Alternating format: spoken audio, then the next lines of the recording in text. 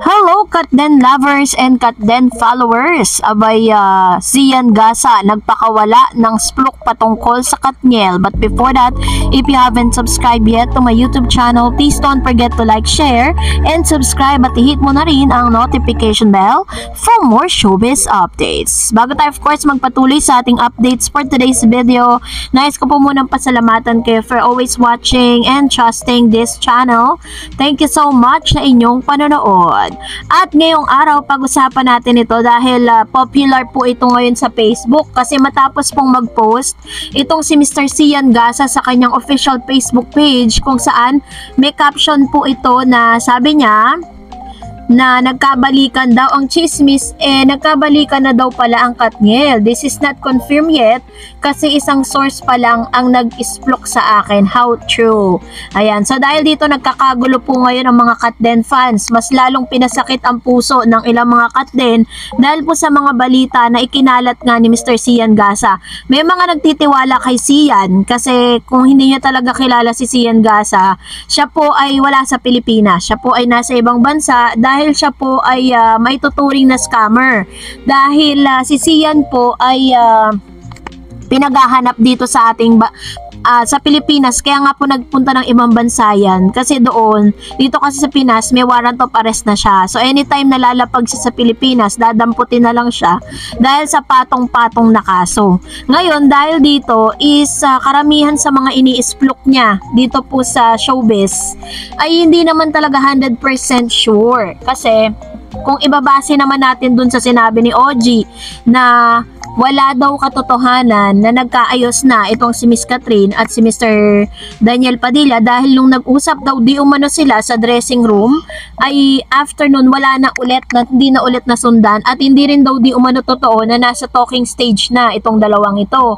Pero syempre marami po mga Katniel fans sa tila baga nabuhayan ng kalooban nung sinabi ni Mr. Zian Gasa na yung dating marites ng Facebook na hindi pinaniniwalaan pero dahil ito po ay parang mabango at napakasarap pakinggan sa tenga ng mga Katniel fans, yun po yung pinangahawakan nila ngayon. Yun po yung kumakalat ngayon sa social media.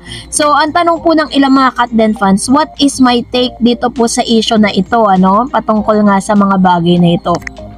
Well, in fact, katulad ng like ko pong sinasabi, showbiz is a showbiz. So, talagang sa showbiz world po, gagawa at gagawa ng paraan ang marami just to make sure na talagang mapag-usapan. Kasi trending kasi si Catherine. Pag si Catherine, si Daniel at Alden Richards, ang ginawa mong subject sa showbiz, talagang mapapansin at mapapansin ka. Katulad ngayon, parang siniswitch si Catherine kay Donnie Pangilinan. Ngayon, ang dami nagagalit kay Catherine. Sa pangyayaring ito, si Catherine Bernardo po parang pinagmumukha nilang kontrabida, dahil parang sinasabi nila si Catherine daw ay walang isang salita noong mga panahon na siya po ay nasa healing process pagkatapos ng 2 taon ng kanyang breakups with Mr. Daniel Padilla. Marami siyang sinasabi na no turning back, 'di ba? Wala na raw balikan. Talagang masasabi natin na sobra yung kanyang pinagdaanan na trauma at pain dun po sa dati niyang karelasyon. Kaya naman natuwa tayo dahil parang still nag-move on na at talagang totally healed si Miss Catherine Bernardo dahil nagbalik yung glow niya. Yung kung dati po sobrang payat ni Miss Catherine pero now sobrang ganda naman ngayon. And ngayon, ang dami po ngayon na parang nagagalit kay Miss Catherine Bernardo dahil din kay Donnie. Parang dahil po sa pangyayaring ito, nagagamit tuloy ng ito pong mga fake news peddlers na ito na magamit itong si Miss Catherine, si Daniel, tsaka si Mr. Alden Richards para pumuli na naman silang mapag-usapan.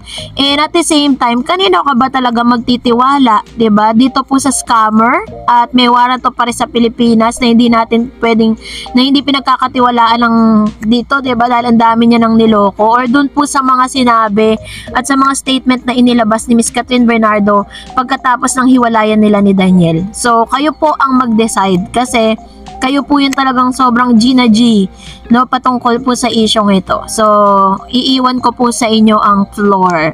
At dahil dyan, magbasa tayo ng mga komento ninyo. Unahin sa atin si Miss Pritzy Panto. Yes, Miss Sareds, you hit the nail on the head. Sacrificial lamb is si Alden. But ABS-CBN should also remember Alden brought millions and billions into their coffer too. Sana hindi nila dapat ginagawa yun.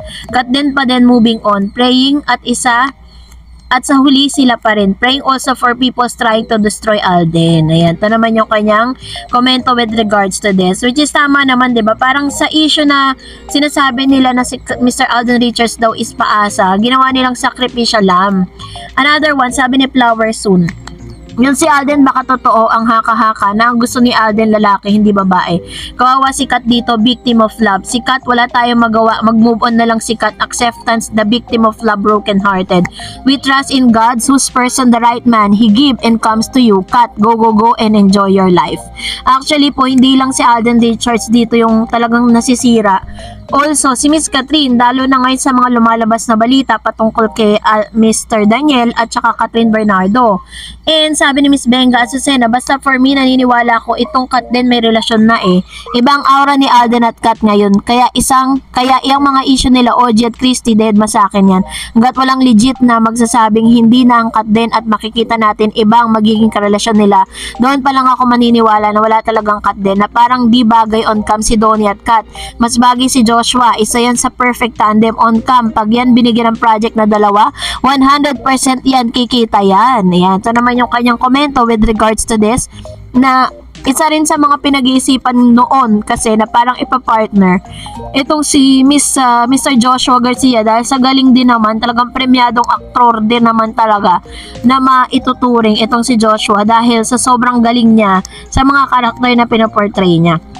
Another one, sabi po ni Miss Pet Gray, stay strong Kat din no matter what. God bless you always, Miss Tareds, updating us. Heart and praying emoji. Sabi ni Miss Spritz, Alden is so in love with Kat.